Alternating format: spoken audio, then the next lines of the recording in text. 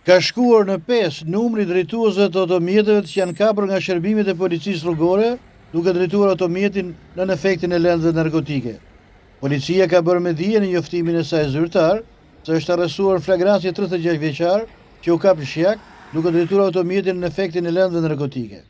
Shërbimet e policisë rrugore të drejtorisë vendore të policisë Durrësit, gjatë patrullimit me objektiv parandalimin e aksidenteve dhe ndëshkimin e shkelësve të rregullt të qarkullimit rrugor, ndaluar në shjak, thekson policia, automjetin me drejtues shtetësin me iniciale IM 36 vjeç, i cili nga testimi me aparatin drog testues rezultoi në efektin e lëndëve narkotike. Në vijim të veprimit procedurale u arrestuar në flagrancë drejtuesi i automjetit. Materialet procedurale janë referuar prokurorisë së Durrësit për veprime të mëtejshme.